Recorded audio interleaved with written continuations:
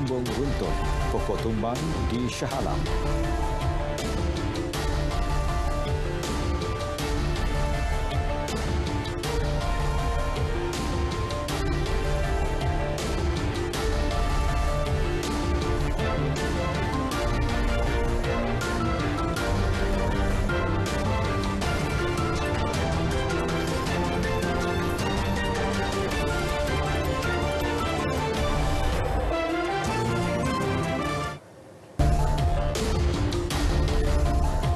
Assalamualaikum, salam sejahtera. Berita tengah malam bersama saya Muhammad Shah Musa. 10 kenderaan mas rosak susulan hujan lebat dan angin kuat di Seksyen 13 Shah Alam, Selangor. Pengarah bomba Selangor Nur Azam Khamis mengesahkan kejadian berlaku kira-kira pukul 5 petang tadi. 8 daripada 10 kenderaan itu dihempap bumbung tempat letak kenderaan sebuah pasaraya yang diterbangkan angin kencang. 2 lagi kenderaan dihempap sebatang pokok di persimpangan lampu isyarat Politeknik Premier Sultan Salahuddin Abdul Aziz Shah. Bagaimanapun, pemandunya berjaya menyelamatkan diri dengan keluar sendiri dari kenderaan sebelum bomba tiba di lokasi.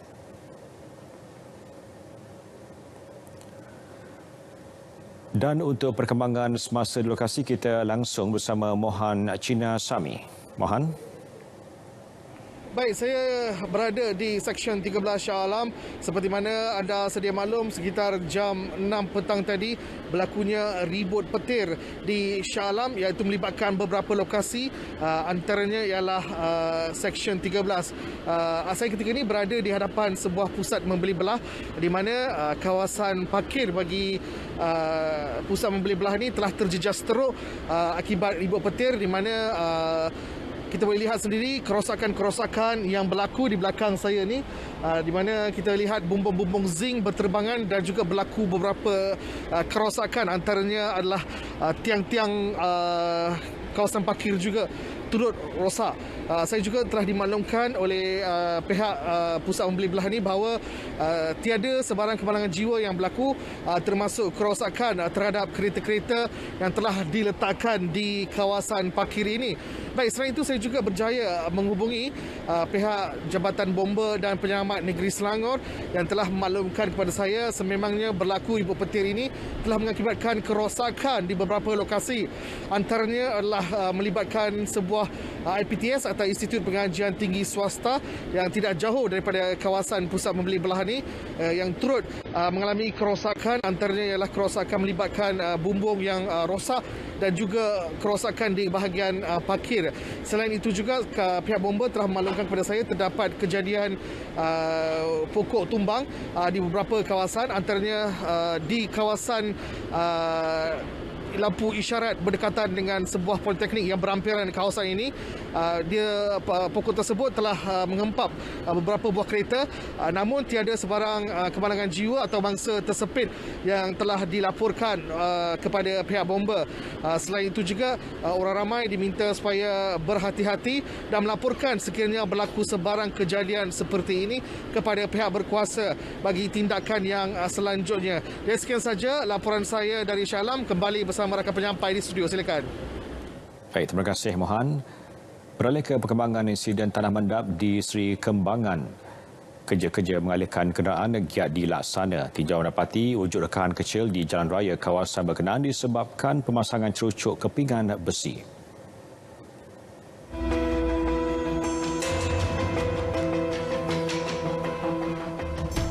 Pengarah Jabatan Kejuruteraan Majlis Bandaraya Subang Jaya MBSJ Rosli Muhammad Yunus memaklumkan keadaan adalah terkawal. Semalam semasa permulaan memasang sheet piling, ada berlaku kerekahan di sebelah permulaan tersebut. Walaupun dia telah ditanam dengan sheet piling dan perkara itu dah tak ada masalah lah sekarang. Bagi mengelak insiden sama berulang, kajian mengenainya dilaksanakan. Kita dah berhubung dengan pihak Ikram. Mereka akan datang untuk membuat SI, iaitu Soil Investigation, untuk melihat keadaan tanah di bawah sana lah. Yang mana saya jangkakan memang terdapat banyak air di bawah sana yang membolehkan perkara ini kolaps ke arah longkang. Pasukan keselamatan termasuk polis dan bomba masih berada di lokasi insiden untuk pemantauan. Sebagai langkah keselamatan, para awam tidak dibenar masuk kawasan berkenaan. Dalam perkembangan berkaitan, Ketua Polis Sedang ACP Ambalagan meminta pemilik kenderaan yang rosak akibat insiden berkenaan segera membuat laporan polis. Laporan polis perlu dibuat bagi membolehkan urusan tuntutan dan papasan insurans dilakukan. Setakat ini belum ada sebarang laporan diterima daripada pemilik kenderaan terjejas. Sementara itu, pemilik premis berdekatan yang mahu masuk kawasan insiden perlu melaporkan diri di pos kawalan PDRM terlebih dahulu.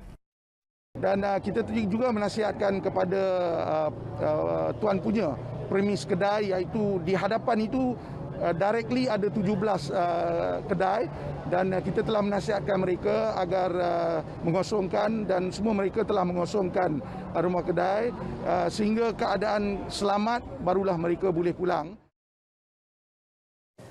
Jabatan Perangkan akan diperkasa sebagai agensi pusat dengan pengukuhan organisasi serta modernisasi perkhidmatan statistik. Keputusan dibuat pada mesyuarat pertama Majlis Statistik dan Data Negara MSDN dipengerusikan Perdana Menteri Datuk Seri Ismail Yaakob. Menerusi kenyataan media, Perdana Menteri memaklumkan Ketua Pegawai Data CDO akan dilantik melalui penugasan semula tugas pegawai sedia ada di setiap kementerian, jabatan, agensi persekutuan dan negeri. Pelantikan dibuat mulai tahun ini secara berperingkat. Proses itu bagi melicinkan pelaksanaan rancangan tindakan pengukuhan sistem statistik negara.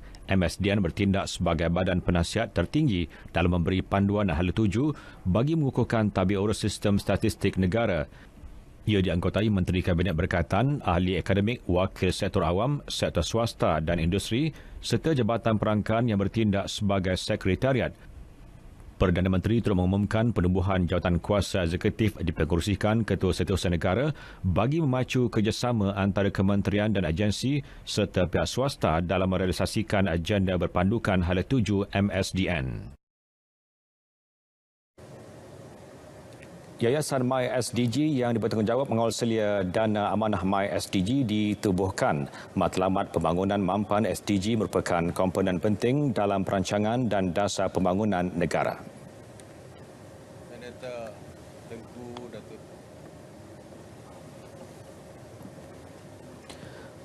Penubuhan Yayasan diumum Perdana Menteri. Dana itu bertujuan mengumpulkan sumbangan untuk menyokong agenda pembangunan mampan Agenda 2030. Pada masa sama membasmi semua kategori kemiskinan selain menangani masalah alam sekitar dan memastikan tiada sesiapa dalam keluarga Malaysia tercicir daripada arus pembangunan.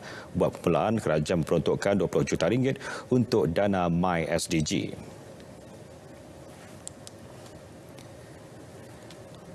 Jumlah kematian akibat nas jalan raya disasar turun separuh menjelang 2030. Sasaran ditetapkan menerusi Pelan Keselamatan Jalan Raya 2022-2030. Menurut Menteri Pengangkutan Datuk Seri Dr. Wee Ka Siong, pelan dirangka sebagai usaha menjadikan Malaysia negara sifar kematian akibat nahas jalan raya.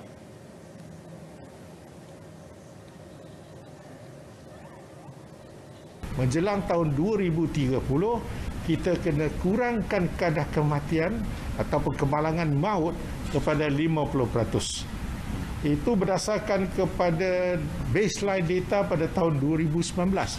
Bermaksud 6,000 perlu kurangkan sampai 3,000.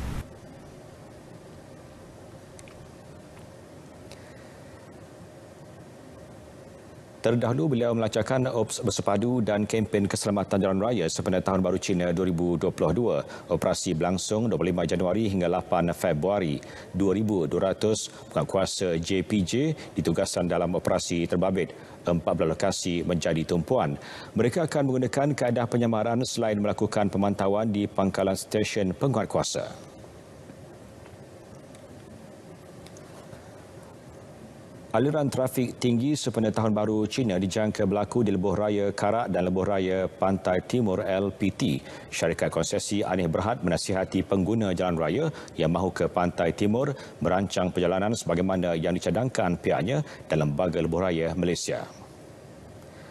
Pengurus Besar Kanan Anih Berhad Razimah Muhammad Razi berkata jadual cadangan waktu perjalanan ini telah dipaparkan di laman media sosial rasmi pihaknya dan LLM. Agihan jadual itu juga telah dilakukan sejak Selasa lalu di Plaza Tol sepanjang Lebuh Raya KL Karak dan LPT 1 bagi memberikan maklumat awal kepada pengguna.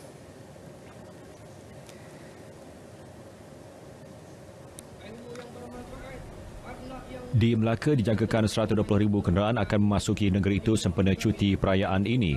Ketua Polis Melaka, Dato' Abdul Majid Muhammad Ali menyasarkan sifar kemalangan maut menerusi OP Selamat ke-17 sempena Tahun Baru Cina yang bermula esok hingga 6 Februari.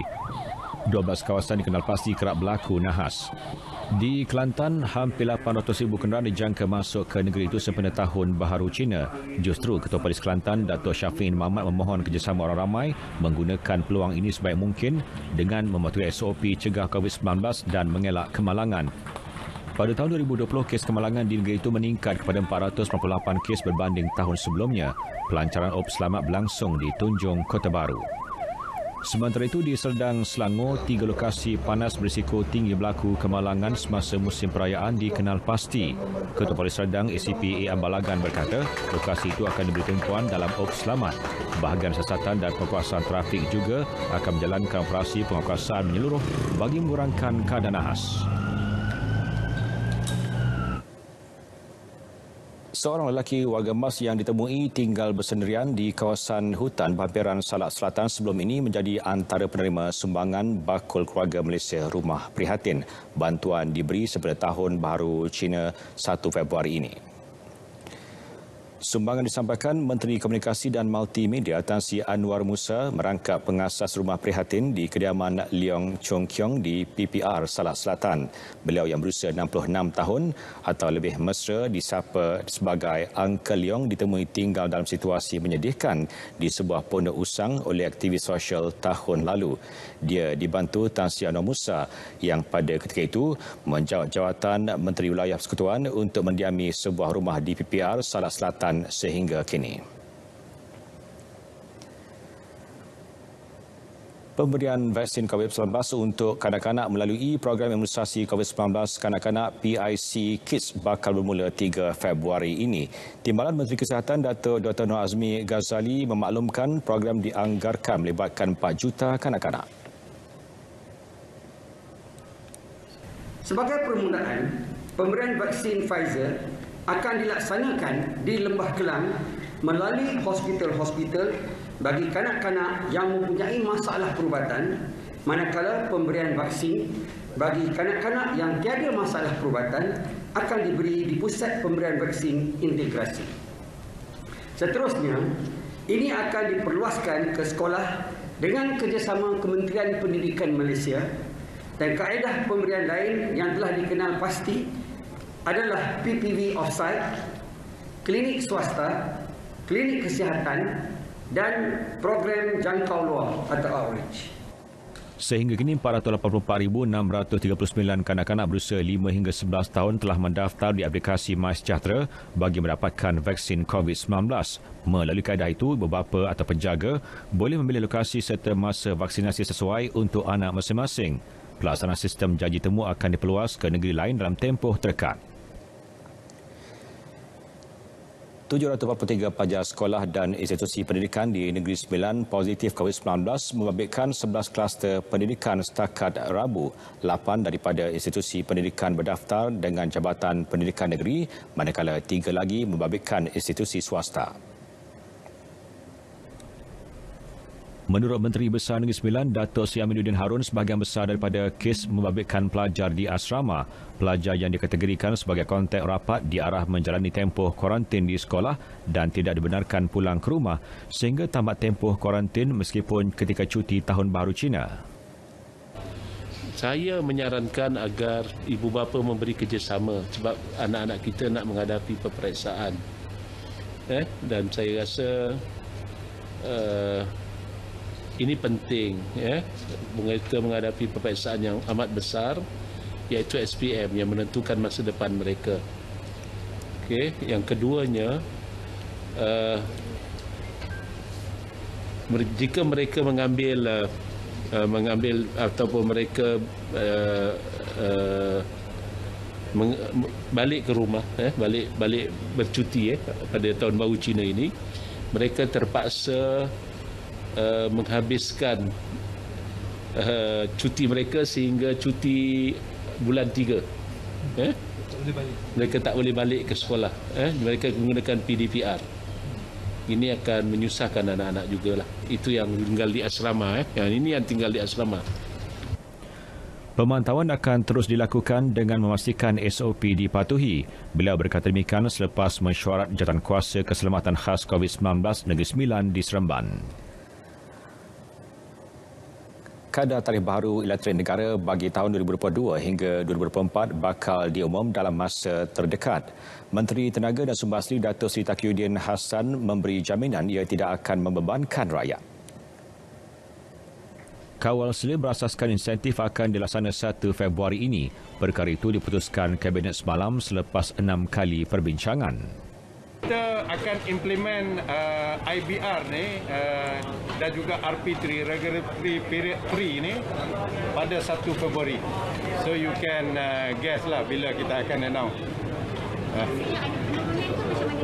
Ya, itu kena tunggu Suruhanjaya Tenaga akan mengumumkan. Tapi saya boleh bagi clue bahawa tidak sama sekali membebankan rakyat. Polis mengesahkan menerima beberapa aduan daripada NGO dan penduduk Gua Musang berkaitan pencerobohan hutan di Kelantan. Susulan itu, jelas Ketua Polis Kelantan, Dato' Syafi'in Mamat, pihaknya mengerahkan anggota keselamatan untuk tampil membantu penduduk terkesan. Sebahagian laporan turut dirujuk kepada agensi berkaitan berikutan ia melibatkan pencerobohan hutan.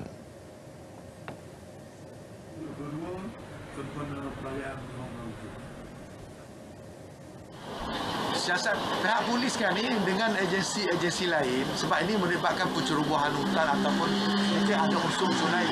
Jadi ada sebagian report ni dirujuk kepada agensi-agensi yang berkenaan. So polis ni akan menyiasat jika ada unsur-unsur jenayah dan sebagainya. Pada 28 Januari iaitu besok, Terminal bas Melaka Sentral akan dipindahkan ke satu lokasi sementara agar projek pembangunan terminal berkenaan dapat dilaksanakan. Tindakan bertujuan mengoptimumkan penggunaan tanah di kawasan tersebut. Lokasi penempatan sementara stesen bas akan dibangunkan di tapak lama Pasar Besar Melaka sementara menunggu projek pembangunan itu siap dalam tempoh 3 hingga 5 tahun. Melaka Sentral tu dalam perbincangan untuk dipindahkan di sebelah aja tapak tu, di tapak besar, Pasar Besar tu. Cuma saya itu menasihatkan Melaka Sentral supaya dapatkan cadangan layout. Sama ada susunan terminal tu boleh masuk tak kat situ. Kalau tidak, dia kena cari tanah lain. Tapak sedia ada tu terlibat dengan bangunan besar. Dan pada masa yang sama, tapak tu pun perlu dilihat tentang kesesuaian semula. Ialah pasal kita nak dengan elektrik bas dan sebagainya. Beliau menyatakannya selepas cabutan bertuah MBMB. Kenaikan harga barang berlaku akibat pertambahan permintaan. Justru kawalan harga barangan dan pelaksanaan beberapa inisiatif dilihat mampu mengurangkan peningkatan inflasi. Dalilah Kadir ada butirannya.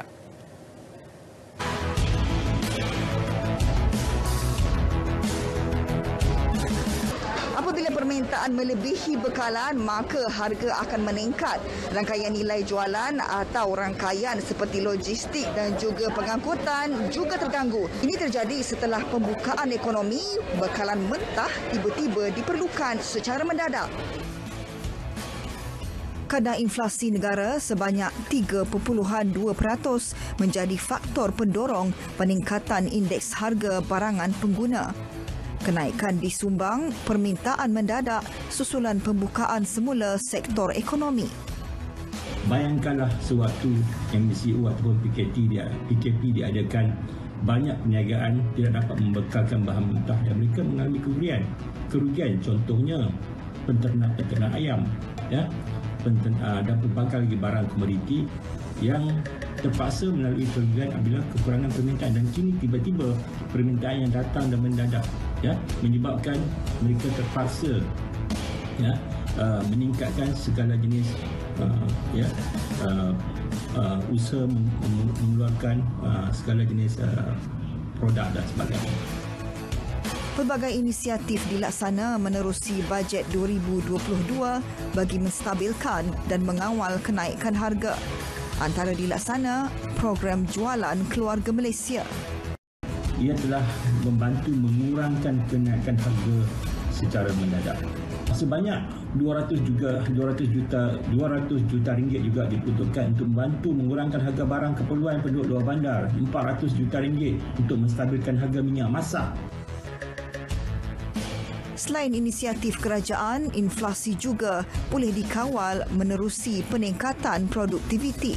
So saya mengharapkan kita perlu ada dasar yang kukuh, kita perlu ada usaha ataupun langkah yang baik untuk mengawal atau mengawal kadar inflasi ini dan sebaik-baiknya untuk mengurangkan kadar inflasi, dan di satu pihak yang lain ialah untuk meningkatkan produktiviti rakyat kita melalui digitalisasi, melalui segala bentuk pendekatan yang telah diperkenalkan dalam pelan pemulihan ekonomi supaya pendapatan pekerja, supaya bisnes ataupun perniagaan itu dapat kembali pulih.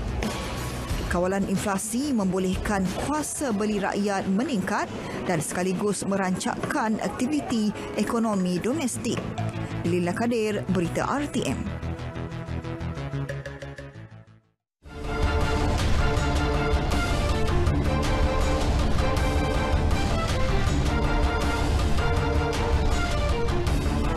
Beralih ke perkembangan sukan, Persatuan Badminton Malaysia BM pada hari ini memberikan restu kepada Lee Zijia dan Goh Jin Wei untuk berpisah dengan badan induk tersebut. Malah mereka juga kini dibenarkan mendaftar menyertai kejohanan antarabangsa bukan kuasa serta-merta sebagai pemain profesional. Pengumuman tersebut dibuat BM menerusi satu kenyataan selepas mengambil kira rayuan dikemukakan pemain perseorangan lelaki dan wanita negara itu mengikut prosedur rasmi sebelum mencapai keputusan melepaskan mereka. Kenyataan itu juga menyebut Presiden BM Tan Sri Muhammad Noza Zakaria turut menyampaikan keputusan berkenaan kepada Perdana Menteri Datuk Seri Ismail Sabri Yaakob dan Penaung BM Datin Sri Mohaini Zainal Abidin. Terdahulu, Datuk Seri Ismail Sabri berkata, kemelut pembabikan BM dengan dua pemain itu selesai selepas mengadakan pertemuan dengan semua pihak di Perdana Putra Putrajaya hari ini. Dalam masa sama, beliau turut mengharapkan sukan badminton negara terus cemerlang di pentas dunia dan jalur gemilang kembali berkibar di luar negara. Skuad Hijau Kuning Football Club HKFC kini terus mengorak langkah lebih jauh apabila bakal menghantar dua pemain remajanya menjalani sesi latihan dan pemilihan bersama kelab bola sepak di Sepanyol. Dua pemain tersebut, Muhammad Hafi Hamdan dan Muhammad Farhan Muhammad Firdaus, masing-masing berusia 17 tahun. Presiden HKFC Muhammad Talhah Zainal berkata kedua pemain berkenan akan bersama beberapa kelab Division 3 atau 4 Liga Sepanyol dan bakal bertolak ke negara itu pada Jun atau Julai ini. Kita menyasarkan dengan dua player yang kita hantar ni akan menjadi satu mukadimah lah, menjadi satu rangsangan, akan memberi semangat, suntikan semangat kepada remaja-remaja lain di negeri Kedah ni untuk berusaha dengan lebih keras dan juga untuk cuba untuk mengambil peluang ni untuk mengubah, untuk membina masa depan yang lebih baik. Okey, sebab bola sepak ni bukan sekadar bola sepak. Bola sepak ni boleh jadi anything. Kita boleh berjaya dalam hidup sebab bola sepak ni. Dalam pada itu, Ketua Pegawai Eksekutif Kedah Dua Aman KDFC Kamal Idris Ali turut memuji langkah yang diambil HKFC dalam usaha melahirkan pemain berkualiti. Menjelang Liga Malaysia musim ini, bekas penyerang Harimau Melaya Nur Syahrul Idlan Talaha memberi bayangan bakal bersama salah satu pasukan dalam Liga Super tahun hadapan. Namun beliau enggan mendedahkan perkara tersebut secara terperinci kerana semuanya masih di peringkat perbincangan. Untuk saya memang ada satu tim ni, cuma saya dapat tawaran. Cuma saya masih lagi menunggu keputusan daripada pihak mereka untuk menandatangani kontrak untuk musim baru. InsyaAllah Liga Super. Mengikut perancangan Liga Bola Sepak Malaysia, saingan Liga Super 2022 dijadualkan bermula pada 4 Mac manakala perlawanan pertama Liga Premier bakal diadakan mulai 5 Mac. Sukan Deaflimpik di Brazil, Persatuan Sukan Orang Pekak Malaysia MSDIF optimis mampu membawa pulang sebutir pinggan emas pada tamasya tersebut yang akan berlangsung pada 1 hingga 15 Mei ini.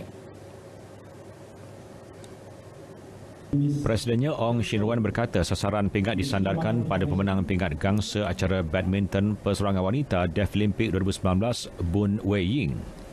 Athletes actually started way ago, since last year, for this Deaf Olympics in Brazil. Beliau berkata demikian kepada media selepas majlis penyampaian sumbangan RM243,700 daripada Yakult Malaysia. 23% of this collected amount. Sementara itu, Pengarah Urusan Yakult Malaysia Hiroshi Hamada berkata pihaknya berjaya mengumpul dana berjumlah RM315,000 menerusi penganjuran perlawanan bola sepak amal Yakult di Stadium Bola Sepak Kuala Lumpur Ceras pada 11 Disember lepas. Jelas beliau sebahagian daripada jumlah tersebut akan disumbangkan kepada Persatuan Orang Pekak Malaysia. So, actual net cash donation to MSDF was RM243,000 in cash. This is the rough summary for our charity friendly match.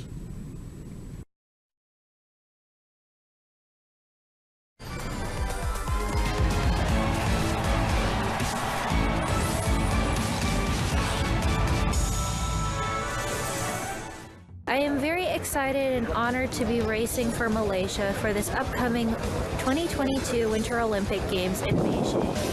And I hope to compete with all my strength for this upcoming Olympic Games. I think it's really cool. I think it's something special, and that I feel that I'm kind of making history for that country, and that since I'm one of the first ones to go, that it can inspire other people from that country to represent Malaysia in another sport.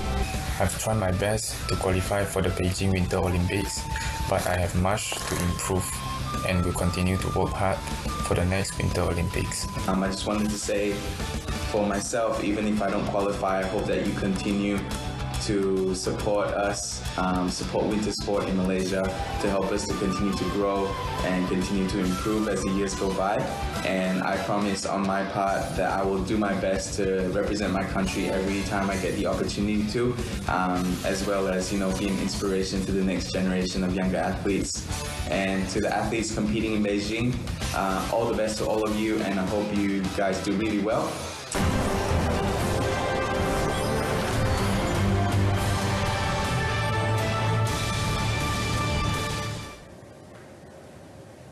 Berita tengah malam berakhir di sini. Dapatkan dos penggalan anda dan layari portal berita RTM di berita.rtm.gov.my untuk perkembangan berita terkini dan sahih. Saya Muhammad Syah Musa. Salam hormat dan Assalamualaikum.